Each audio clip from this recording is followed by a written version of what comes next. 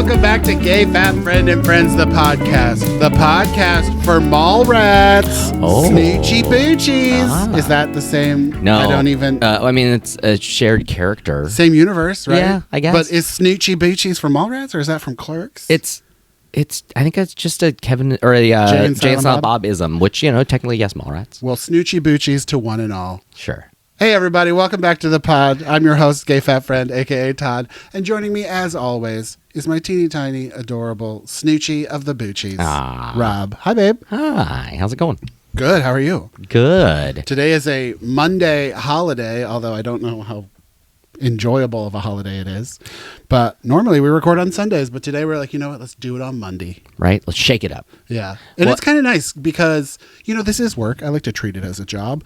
And it feels good to do something on a weekday that's worky. Right? Well, and we were busy last week. I don't know. We needed the weekend a little bit. We did have a weekend because we went to the mall. Hey, yo. Well, and also, to call back to last week, I did a live voiceover at the Dice Awards, which is so much happened. Yeah, available on the YouTubes if you want to look at it. We had busy weeks. It snowed and iced here in Seattle for like a second while you were gone. I was afraid you were going to get trapped in Vegas. Which, I came back on a very nice day. Yeah, and then the weather started again. Heat wave. It's been like 50. Yeah, rainy, moist, foggy, steamy, but 50. Whoa. That's better than 25. Oh my God, walking Ruby when it was 25 was just... Oh, it was miserable. It's awful. It's so funny how the difference between 25 and 35 is. It's just 10 degrees, but it's painful. Well, and when you live in a place that's everything is just so humid or sort of wet anyway, then all of a sudden ice everywhere. Just little bits of it. Not a huge amount, but enough. Well, and I've noticed that the sun and ice here is very much dependent on the sun. Did I say sun? I meant snow. The snow and ice here is very much dependent on the sun. And our block, the way our house is situated, a lot of our sidewalk and a lot of our walking places are just fully shaded all day long. And so they never melt. Yeah. There are some places where it's just oh, cool. You can see where the sun does not go. Yeah. Where the sun doesn't shine, so to speak. Come over to our house so you can see where the sun don't shine. Then you also realize I was we have ice melter. I was I'm going to salt the steps and salt the driveway. And then Rob was well, we'll just have to get some cloths to wash Ruby's feet and be careful with Ruby. And I was oh, I'm not salting anything then. Right. I'm not salting a single thing. I forgot about Ruby's paws. I'm not dealing with that. She's going to track salt into the house and maybe burn her pads. Yeah. I was it's one thing if you have lots of snow. If we had tons of it, that'd be one thing. But this was such a weird small amount where it's it's going to melt it immediately. And then there's just giant salt crystals everywhere still for a long time. And which our neighborhood, it's so funny. You can see the places that salted, our grocery store. They salted their parking lot so much that it turned the blacktop white. It's just all white. And so it's one of those where at least I'm highly just sensitive to. I don't want to get any sort of light chemical burns on the dog if I can help it. Yeah, or us, because it would just track through the house. So that's the only problem with having a dog that you have to walk a lot. You get so much outside debris in your house. I vacuum twice a day. Seriously, the pug wasn't like this. No. Neither was Los Angeles. Oh, yeah. Yeah. I guess there was less nature everywhere. Yeah, all we had was just fine, dusty dirt. But we never had leaves and smashed rotten berries and ice and snow and salt crystals. Ugh. Yeah. And everything sticks to your feet. It's all on your feet, sticking constantly. Ruby, I think Ruby can hear us recording. Right. I don't know if you guys can, but she is barking her head off upstairs right now, patrolling the neighborhood. She's upset. Speaking of patrolling the neighborhood... Oh. I don't know. She's pupset. Hey, and seriously, because she's got all sorts of shade to throw at the neighborhood. Right? Did that work? Different button today. Last week we had the girl button, and now we have the shade button. Yes. But speaking of neighborhood watch, so the day Rob flew back from Vegas, 2 Mylar children's party balloons got stuck in the power lines outside of our house. And I've seen one too many TikToks of those things exploding into just a giant ball of fire.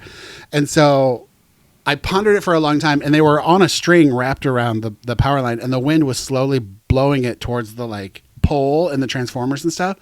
And then it finally got down there, and they were wrapped around the clumpy parts of the power line, and they were sparking. I swear I heard sparks.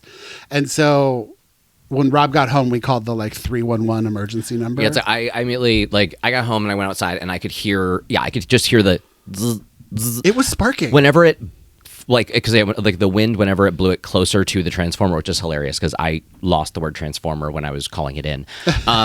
And if that's even a transformer, whatever it is. But yeah, like whenever it would get toward that metal thing that looked like a can, it would just you'd hear the buzzing. I couldn't see any arcs, but it was also daytime.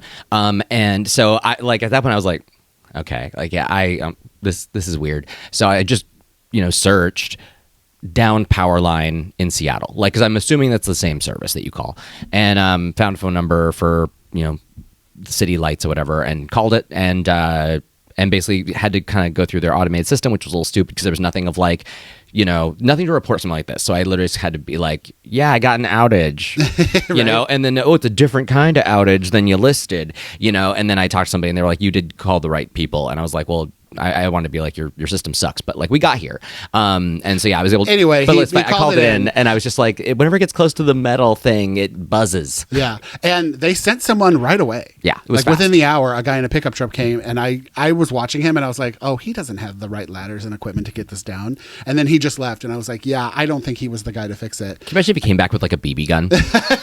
But then like 30 minutes later, a full-on like giant yellow city lights truck showed up with like a giant cherry picker on top, and they go up, and we're watching it because it's fascinating how those machines work, and he gets the balloons off and he just lets them go, and I was like, what the hell? And one of them gets stuck in a tree, so then he has to move his cherry picker over to get it out of the tree, and then he just drops it in the middle of the street, and I'm like, okay, well, he's in the cherry picker, I guess he's gonna come pick them up. Yeah, I thought dropping them was part of like a safety measure of like while you're on the line kind of a thing. Yeah, I thought he didn't want to just put it in his little bucket. I don't know. It was in his hand, but so then he gets it out of the tree and then drops it to the street, and then he and his partner get the cherry picker put away, put everything. They get in their truck, and then they just drive away, and the balloons are just laying in the street. And I was like, what the fuck? And so I got dressed, and it was still kind of cold. I got dressed and I went down and I picked him up and I put him in our trash can. But I guarantee, because I feel like I watched enough Parks and Rec and I just feel like I know how cities work, I guarantee those electrician linemen people were like, I'm not a garbage man. This isn't my job. I don't know if it's like company policy to not keep whatever is trapped in a power line. I don't know why you would just drop it in the middle of the street, 2 Mylar balloons, right? Clear trash. And I get that, like, maybe you don't want to like put it in someone in the neighborhood's trash cans, but like take it with you, right? It's a Mylar balloon. You have a giant truck. It's not a styrofoam ice chest. Like it's not a log. Very small. Very small. You can crumple it up. Yeah, and they were popped. Yeah, it was weird. And so not to rat on anybody, but I feel like because part of the service was super fast. I feel like I could guarantee they were like, we're not garbage men, that's somebody else's problem, and then they just left, unless it's like some kind of policy where they're like, no, people would want their balloons back, right. But like clearly that blew in from one of those other neighborhoods. Well, thank you. No, there's children all over the place. Thank you for doing your part of picking up garbage. My pleasure. I'm just trying to keep the neighborhood clean. We also have one of those. We live at like the junction of a street that just collects a lot of trash. So I'm constantly picking up water bottles, CVS receipts, bullshit out of the gutter. Yeah. I hate it because I can see it and I just stare at it all day long. And I'm like, I got to go pick up that trash because nobody else is. I will say that's one of the many things I missed about LA is street cleaning. Right? There's not really a need for it here because it's mostly just pine cones and bullshit. But yeah, I mean, whenever we get street cleaning, whenever we get a hard rain, having to move your car sucked, but at least the streets were clean. Right. Some places, certain times of year. We survived Balloon Gate 2025, and then nothing exploded. And then because of that, we were able to go to the mall. Yeah, and then Saturday we went to the mall, and we had a perfect. I don't really want to place like Americanism on it, but we had a perfect American Saturday. We consumed. Yeah, let's just say that we went to the mall and we got a bunch of fun Lego, and then we went to Bath and Body Works and we got a bunch of fun soaps and candles because I had a gift card, and then we went to PF Chang's and just had a full PF Chang's experience, which is one of our favorite things to do. Mm-hmm. And it is the only PF Chang's in town, in Seattle, even close to Seattle. And it's so funny. I threaded about it, And people are like, why would you go to Alderwood Mall? And I'm like, it's the only P.F. Chang's within 100 miles of Seattle. It's like, we know that the Bellevue Mall is nicer. Yeah. We know that. And if you're a listener of this podcast, you know that that is a very specific thing for me. I hate, like, people responded, they're like, you know, Chinatown has great Chinese restaurants. Yes, sir. I know that other restaurants make the same kind of food, but P.F. Chang's is very specific. It is a very specific experience. It's like saying, like, oh, you want McDonald's? Let's go to White Castle. Technically, fast food burgers, yes, they are not the same at all. I want the flavor of P.F. Chang's and the experience. Leave me alone. But we had lettuce wraps. We had our usual order. We had lettuce wraps, and then we had Mongolian beef, Mongolian beef, and Kung Pao chicken, right? Yeah. Rob noticed, and I'm not going to lie, I kind of noticed too. I think the portions were smaller. I think we so. got shrinkflated. And now, it it was slammed. Well, they were very busy, but like it was a thing where even like the Kung Pao chicken wasn't as sauced as it usually is. Like even just there were smaller amounts of things going on, but like also they use comically large display bowls to serve them. Bowls, yeah. And so it is a thing where like your eye is not. It's not helping the perception of it. But even then, like I was like, oh, there seems like there's less here, and he was like, it's just the bowl. And I was just like, as like 2 scoops in, we're like.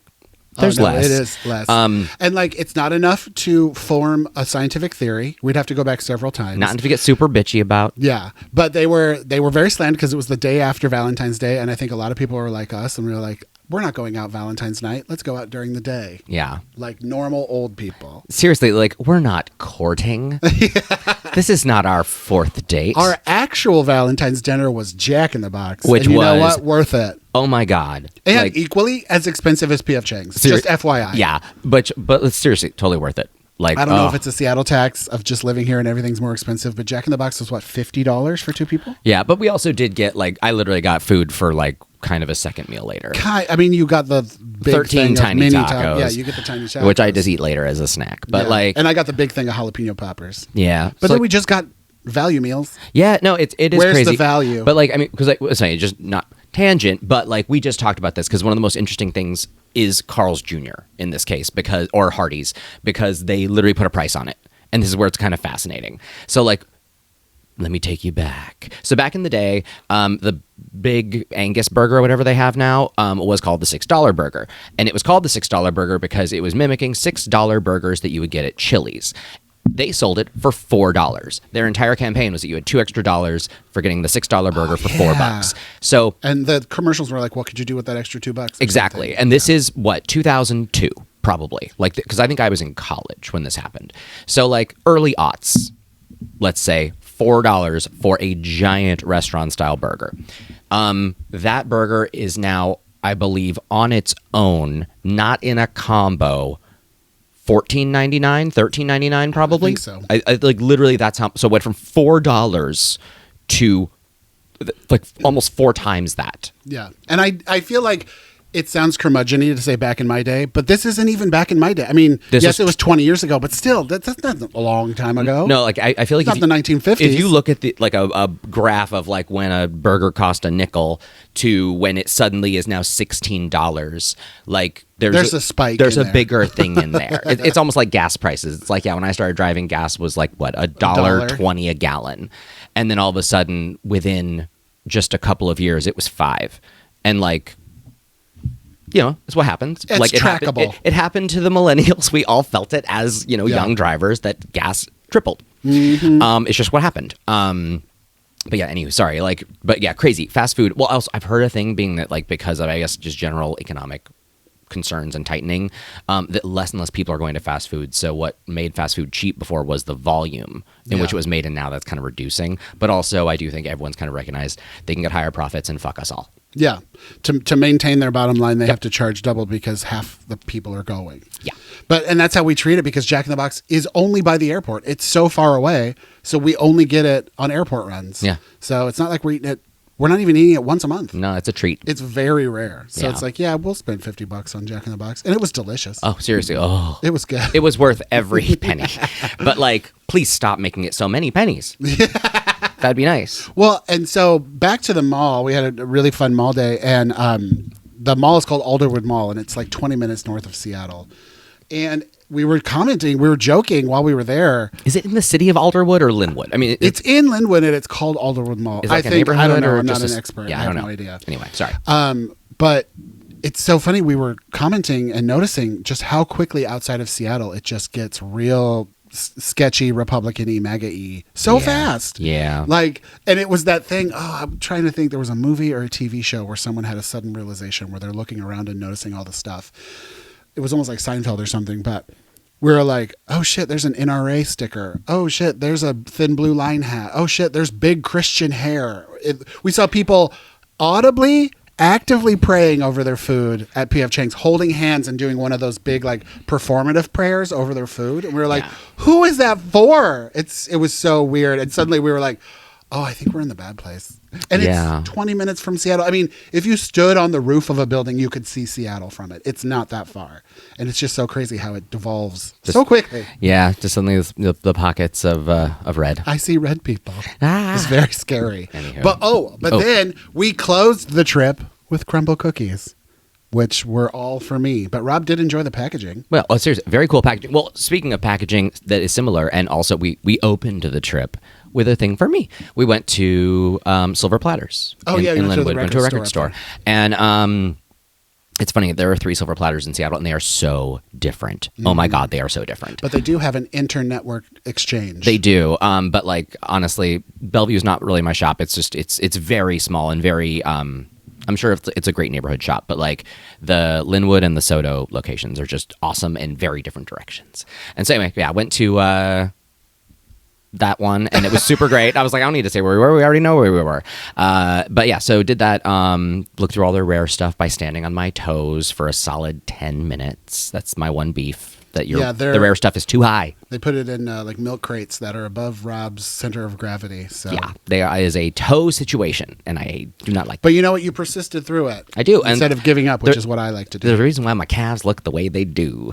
Anyway, so got like a record, which was good for me. Yeah. Like, well behaved. It was a fun day. We got a lot of retail therapy, which is, the best kind of therapy. Right. Retail therapy, and then we got cookie and PF Chang's therapy. Oh, but okay, so sorry, the thing about fun packaging at Silver Platters, I'd never seen this before. And as a kid, I was a cassette consumer. Like, that was a thing I needed. Yeah. And typically I was obsessed with the tall boxes. Right? Well, it's like, like cassettes were either, singles obviously or single cassette purchases were, they came in a case. Doubles were usually those little sandwich cases. The cardboard cases to make them as tall as a record. The long boxes. Yeah. Yeah. Well, okay, so that's what I was obsessed with. Like the cardboard long boxes were cool. They need to bring back long boxes just for everything. Right? Well, I mean, especially with vinyl being the big seller, because long boxes were so that CDs and cassettes could sit in vinyl. That's what I'm saying. Yeah, displays. Yeah. Well, with cassettes making a comeback, it's only a matter of time, although it's a lot of packaging. But anywho,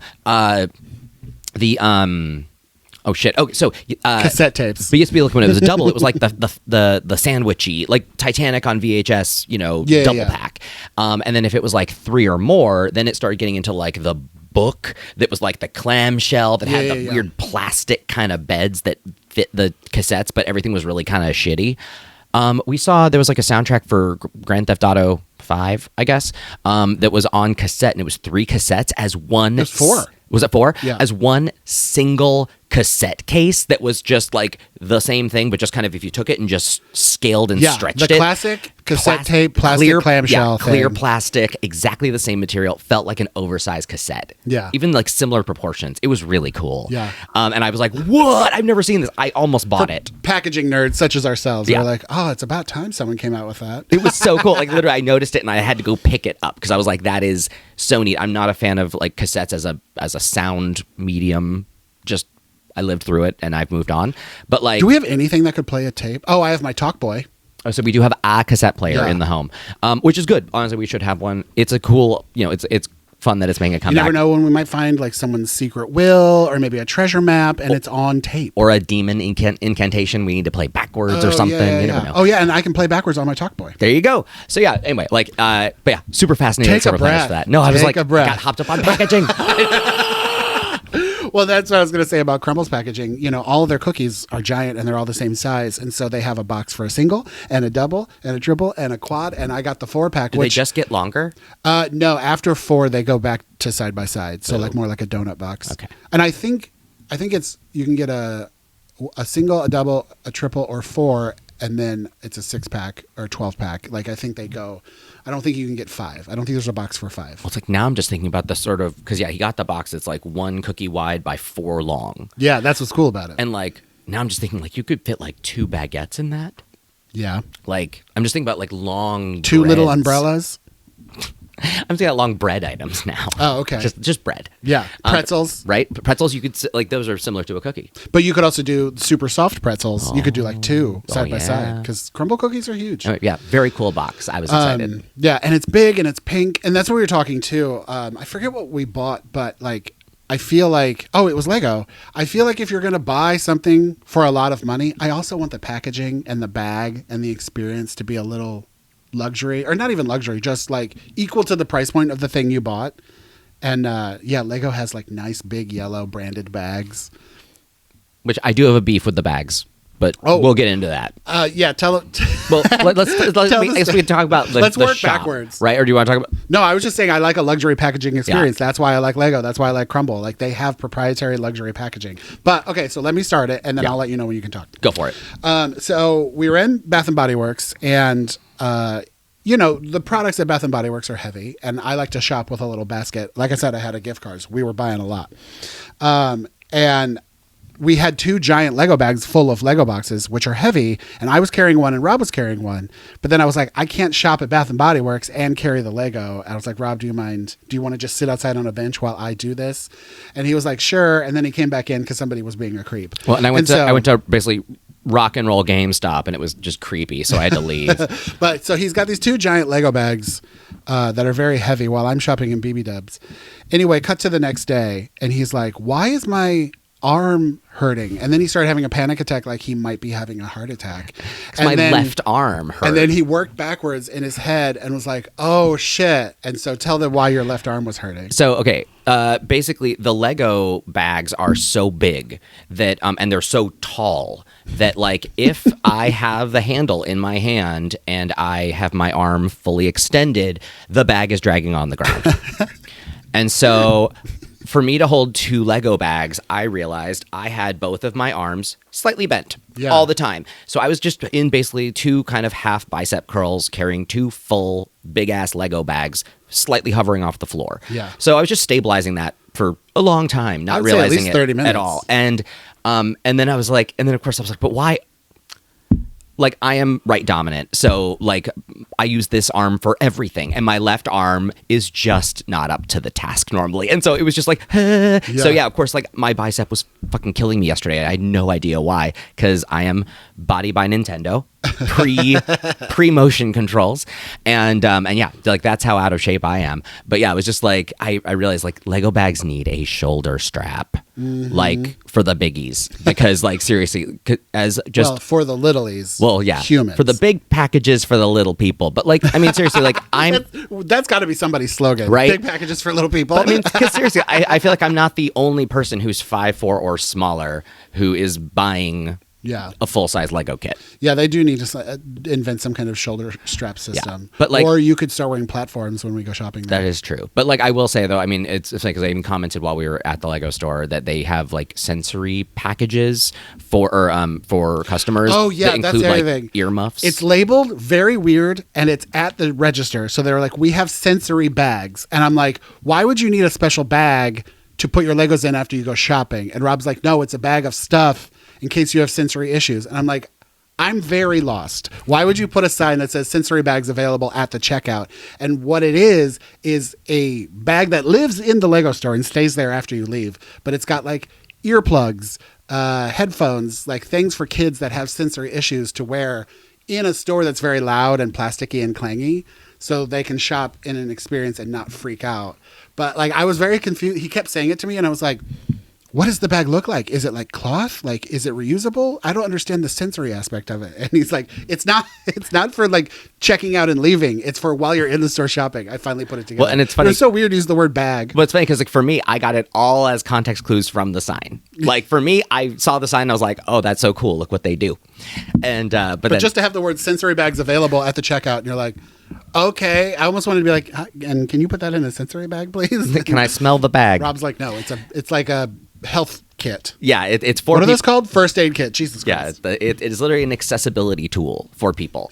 And so I was like, I think there's also cool like to have it. Sunglasses in there or something. Like there's all kinds of things that people could have sensory issues with. Yeah. Gloves maybe. Well, and seriously, and like Lego stores are chaotic and they're full of people and they tend to be very loud. Like they are. I mean, it was at capacity the entire time we were there. There was always a line waiting to come in, like one out, one in. There was one guy in there. It was like a club. Clearly missed his shirt laundry for, I would say, a month. That man was El Stinko.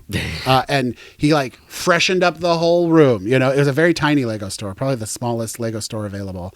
And that man stunk up that room. Ooh. There's several in every mall. Deodorant is a social tax that you have to pay. I'm Right. sorry. Yeah. That man was stinky. But anyway, we had a great mall day. And then we came home and, that was the other thing. We noticed about P.F. Chang's, we always have leftovers, and we didn't get any to go. And we weren't, like, stuffed. Yeah. So, I don't know if shrinkflation has hit P.F. Chang's, but you know what? I'll take that over P.F. Chang's leaving. It is the last one. Yeah. That's what so many people in the comments, when I posted about that, they're like, why wouldn't you just go to the P.F. Chang's in Bellevue? And I was like, girl, that closed over 2 years ago. Do your research. How do you not know? Well, and don't come for me. Well, and these are the people that think that P.F. Chang's will always be there. Right. And if by never going there. They're like, oh, yeah, whenever I do want it, it'll be there. No, you got to show up. Hold it close. Cherish those moments together. And we will repeat from past podcast stuff, just for those that are tuning in late, the frozen shit in your grocer's freezer. Not the same. Labeled P.F. Chang's, not the same. Okay. It's not. It may be delicious, but it is not the same recipe, Not even close. preparation, Texture. vibes, anything. Like Yeah. their Mongolian beef is literally like Mongolian beef that you get at a normal Chinese restaurant. It's almost like broccoli beef. Like it's like in gravy. It's not crispy. As opposed to like their charred, crispy as fuck, delicious, savory bomb, which is unlike any Mongolian beef I've ever actually had. Like P.F. Chang's is like their interpretation of that dish is unique, and I love it for it. Now I'm hungry again. Sorry. No, it's just so delicious. I know. Like whenever I talk about it, it's like Pavlovian almost, where I'm like, Yeah. because I literally cannot think of something a more savory interpretation of meat than that, really. Well, and it's like, you know how I've talked about this before, but like personally, I have an expensive price point where I go, oh, that's expensive, which is $300. That's just like whenever something is $300 or more, I'm like, oh, that's expensive. We can't get that. That's over our price point. There's also a distance point for me, and it is a 45-minute trip to P.F. Chang's, and that is like right at the cusp of annoying. Like if P.F. Chang's was 30 minutes away, perfect. We would go so much more, but 45 minutes and you're just like, get me out of here. Yeah. And it's mostly like freeway, so that's annoying too because it's just pure driving. Well, and at least like once we get there, though, it is one of those where like, we make a day of it. Yeah. As you heard, like we have lots of stuff to cover, and we did not even do all the mall. Like while you were at Bath and Body Works, I went and looked, and I saw like there was a Journeys, a Spencer's. Oh yeah, you got flip flops. I got flip flops at Tilly's, and there was a GameStop, which like. Oh, that's funny too because we went. Did we get those at Tilly's? Yeah, we got the flip flops. And we Tilly's. had like a very like communicating with Gen Alpha, Gen Z. I don't know what Gen he was in, but he was young, high school kid. He did not know what flip flops were. Really? And I was like. I just was like, hey, where are your flip-flops? And he goes, flip-flops or sandals? And I said, flip-flops. And he goes, and I was like, you know, the kind that go between your toe? And he goes, oh, yeah, and I was like, I don't know how else to describe then he was flip-flops. Like, thongs? Like, but it was funny. And I literally said, I was like, no back strap. Like, no. He was like, no. oh, yeah, right over here. And then he took us to the little pillar that had flip-flops on it. And it was just flip-flops. And I was like, do we not call them that anymore? Well, it's funny. It was like, and of course, the one time I'm wearing shoes. Like instead of flip flops, like normally I'm wearing. You could them. just point. So I'd be like, "These, please." Yeah. But yeah, I was like, I literally was wearing shoes, like a person. What the hell? And so got new flip flops. And I'm really bad about like talking to people that don't understand what I'm saying when I've exhausted all my options. And then I start to shut down. I'm like, I don't know how else to say it. Todd tends to. Do I have to draw a picture? Yeah, it's like he takes one approach and just repeats it. Yeah. And I'm the one that's like, let's try the synonyms. And all of a sudden they look confused because I've just bombed them with the longest description ever. You know, it's like, oh yeah, it's like the thing that you put your foot on and then it has the small leather strap that goes between your first and second toe. Just like, you know, I would just start describing it like to an alien. Yeah. Well, also Tilly's, you know, it's like PacSun, it's like Zoomies, it's all those stores.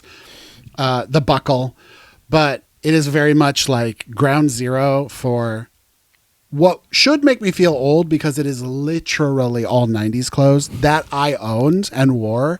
But instead of making me feel old, like, oh, all this stuff is back, it made me feel young and be like, okay, everything's back to normal. We made it. We're good. Everything's wide leg, baggy, skater, oversized, grunge. I not to toot my own horn, but I would like to consider myself a stealthy 40-year-old. And so it is kind of funny walking into a youth establishment with retro leaning back clothes and still being kind of like, well, that's little privilege. Yeah, but also my clothes didn't change that much. Like, yeah, I started wearing clothes that fit me better, but like I never really moved on. I'm just glad you got out of your Hawaiian shirt phase. Oh, seriously, it was terrible. Rob was that kid in high school that wore Hawaiian shirts. I either blended in or extremely clashed with my car seats. Yeah, and as Homer Simpson said, there's only two types of people that wear Hawaiian shirts: big fat party animals and gay guys. And look where I turned out. You're little and skinny. Look how I turned out. You're not a big fat party animal. It doesn't look like a big fat party animal to me. But yeah, that was our fun classic American day at the mall, and it was good. And you know what? And I love that we always get into the "Let's Go to the Mall" song from How I Met Your Mother, even though neither of us have ever watched that show.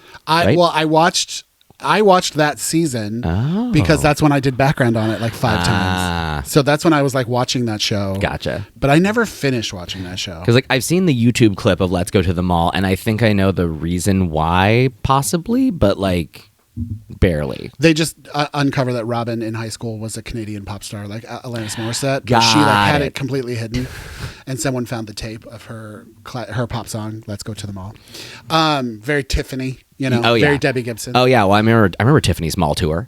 Well, that's funny. So speaking of that, I forgot last week I had like a flashback to when I used to do background acting in Los Angeles when I first moved there in 2006. Picture it, Los Angeles. And I did background as a full-time job, and so I was in a lot of stuff for like a year. And I did one episode of The Office, which was resurfacing last week because of Severance. A character in Severance wore something that Pam wore, and like it was almost like scene for scene of like an art show that Pam was in. Anyway, I was like, that's the episode I was in. I was in Pam's art show episode, like walking around looking at the art. And so I looked it up on Peacock to watch it, and I remembered, and then I had like all these feelings flashing back to me. They cut me out. And it was like a full day of work at CSUN. The art gallery was on campus at CSUN. And I remember being there for like, it was like a 12-hour day. I think we got overtime because it had to be shot at night, but for some reason they called us in during the day. I don't know. It was a long day. And I remember, I want to say it was like a 4-week turnaround. So my episode finally aired after I shot it, and I was cut out. And last week, Severance brought that shame back to me. Sorry, baby. Well, no, it's okay. Speaking of Adam Scott in an NBC mockumentary series, for very specific segues, have you seen the meme recently going around saying that Severance, they came up with the idea of Severance in an episode of Parks and Rec?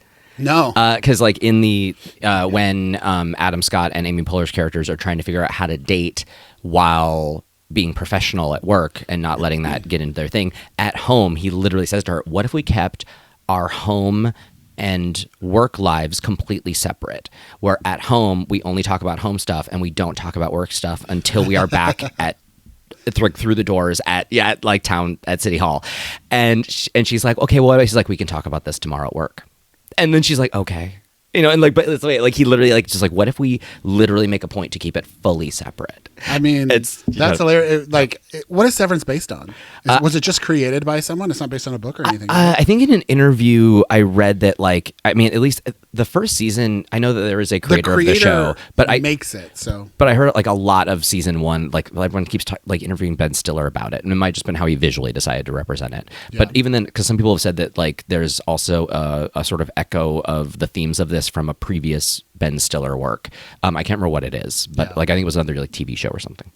Well, having grown up the child of people that owned a small business that involved a lot of working together constantly, that would have been a dream that you couldn't talk about work at home, because there were several nights at the dinner table where all they did was talk about work. Well, seriously, it's so funny because growing up like without parents being business owners. Like that's even just a different type of stress, being a business owner versus a family business owner. That's actually even weirder. It's funny. That's like a whole new type of stress I didn't even think about. Yeah, it's awful. And there were several times where like all of a sudden mom and dad both had to leave to take care of something, you know. It's almost even like an even further swing of like growing up as basically with like a single parent. It's like your parents are married and they work together. Yeah, like a deadly combination. They stayed together and they were stuck together, kind of like, you know.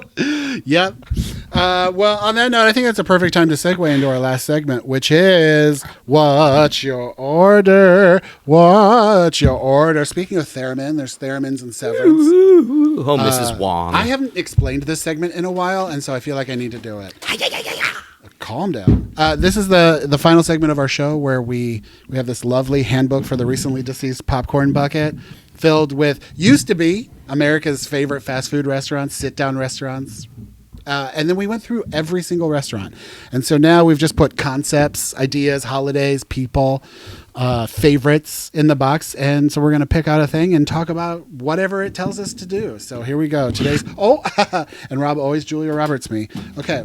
I still haven't seen that movie all the way through. Today, and Notting Hill. We need to have a Julia Roberts weekend. Ugh. All right. Today's What's Your Order is favorite cartoon. Bing, bing, bing, bing, bing. That's going to be an easy one. Oh, that's going to be so easy.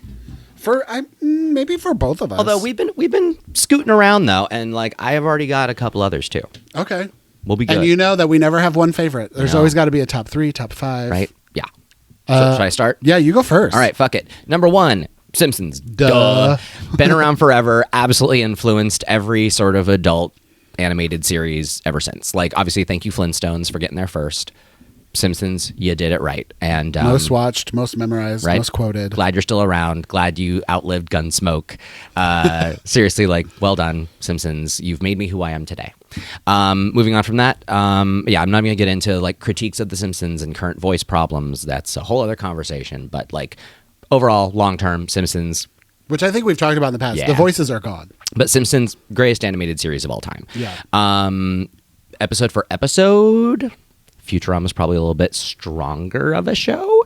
There's just a lot less of it, but Futurama's fantastic. Yeah. That was just a sort of additional one for free. Very close universe. Yeah. The other 2 shows that I just have to mention, though, that I absolutely just adore in the animated space, The Critic, underrated, wonderful, seen the complete series multiple times.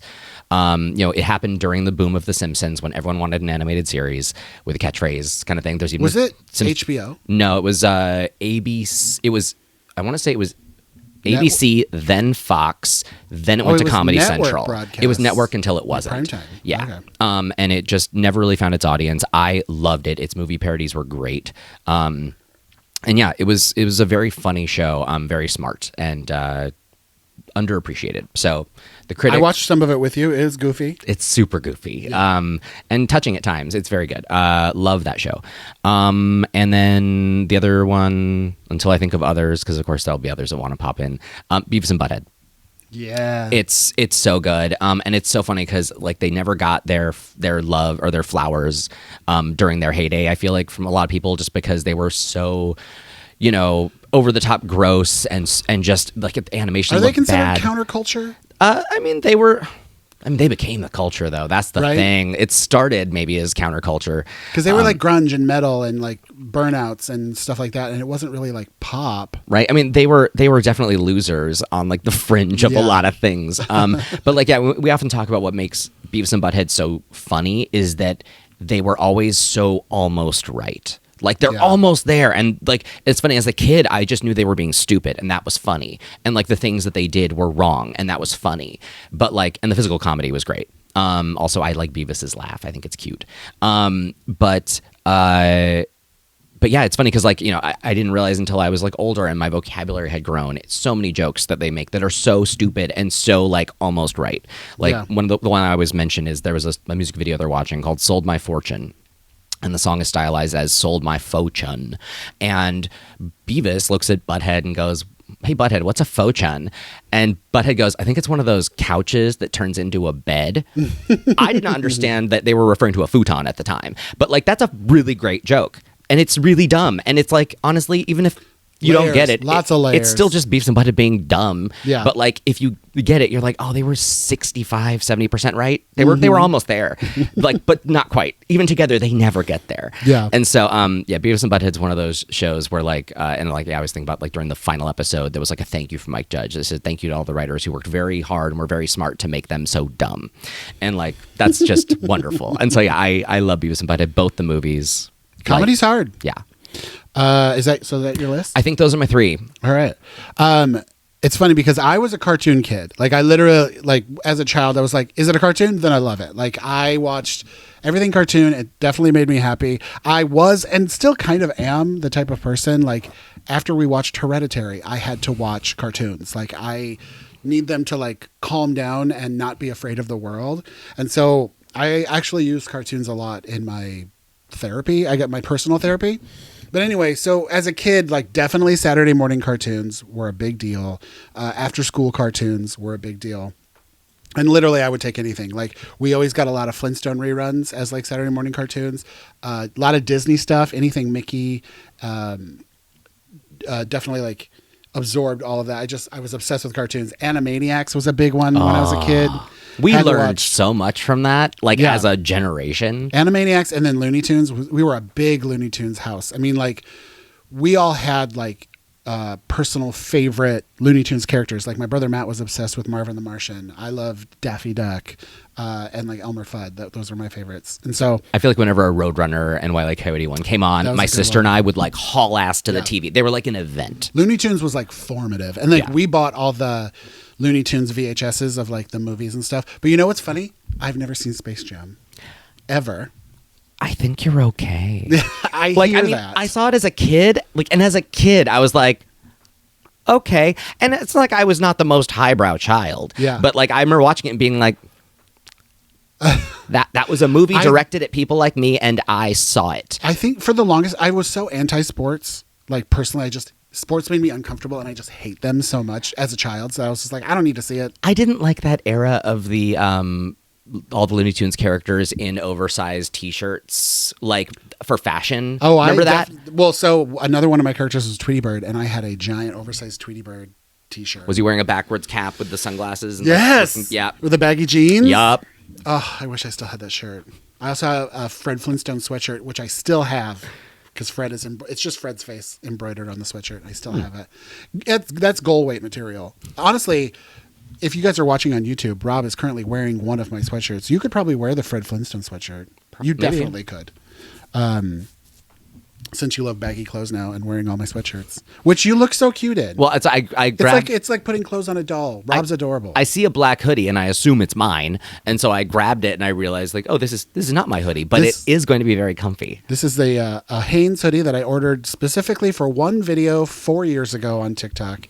It's a crop top. I cut the bottom and off. Like the funny thing is though that I have noticed from this angle, you cannot tell until Todd just mentioned that it is a crop top. Raise up your T-pose. Yeah, there you go. Yeah. But now you look like you're in like a Japanese street gang dance, like a Japanese, what is it called? Breakdancing. A Japanese like breakdancing. A breaking crew. Yeah. I like it. I love that you're wearing that. But yeah, then the other one that was big was like DuckTales, Darkwing Duck, anything like after schooly. I love the DuckTales movie. Oh, so good. But like, yeah, like I was curious if you got into like the Disney afternoon, like Tailspin. What was the mouse? There's Chippendales Rescue Rangers, which was so good. Rescue Rangers. Yeah, and did that have the mouse that was obsessed with cheese? Or the rat? Yeah, it had what, Gadget and Monterey Jack. Yeah. He was like Australian and he was obsessed with like Camembert. Yep. Yeah, so like all those were after school. Those weren't like Saturday morning. That was the Disney afternoon. Yeah, but broadcast, not cable, because we only had antennas. We only had, I think, 4 channels. I remember the after school Disney block. Yeah. But then as I got older, I was in high school at the dawn of South Park. So like we didn't get Fox where I lived, so I couldn't watch The Simpsons, never watched it. But in high school, South Park came out. Didn't have cable, but we would definitely go to people's houses and chill and watch South Park. But you could also rent it because they would always put South Park on VHS and DVD. I had those first 3 volumes of DVDs with like 4 episodes each. And so everybody would either rent them or buy them and pass them around. I mean, everybody would be like, hey, can I get the South Park tape for this weekend? And we would just like loan them out to each other and had like the first 3 seasons memorized. Well, and that was like the dawn of the internet with like the overnight download because people were downloading the Jesus versus Santa. Well, I mean, like, but South Park, like when South Park started happening though, at least like that was the thing where also people started doing bootleg VHSs of basically their pilot. And like, South Park was kind of this home video. Oh yeah, there were definitely like experience. people in school that would tape it off of cable and then just pass it out to people. But it's funny because that was high school for me. Yeah. And so I remember South Park being almost like appointment television where like, because we had cable, so people would come over to watch or like want to record it or whatever. Yeah. And I still watch South Park from time to time, especially when there's like a popular zeitgeisty episode. But like South Park definitely went from like just I don't know, cultured jokes and stuff to specifically skewering viral videos and celebrities and politics and stuff, to where like the South Park jokes are very specific now. Well, they're still funny. Curse of the 6-day production time. They're political cartoons. Yeah, and they've definitely like switched in tone, but they're still really funny, and I still really enjoy them. And we're back. Sorry, I had to cut some stuff out. But yeah, so South Park was big in high school, and then I guess I kind of dropped off of cartoons in college, and then I would say met you and got really into Simpsons. Like Simpsons is a big deal in this house. Well, and you were a Family Guy fan too. Oh yeah, Family Guy was big in the dorms. That was the thing too. We would all like congregate. Is that the word? Yeah. In the lounge, and we would all watch Family Guy because that was a big zeitgeisty moment too, especially in like 1999. Well, and like when sorry not to interrupt you, but like join in on the Family Guy-isms. When I got to college, it was like the height of LimeWire.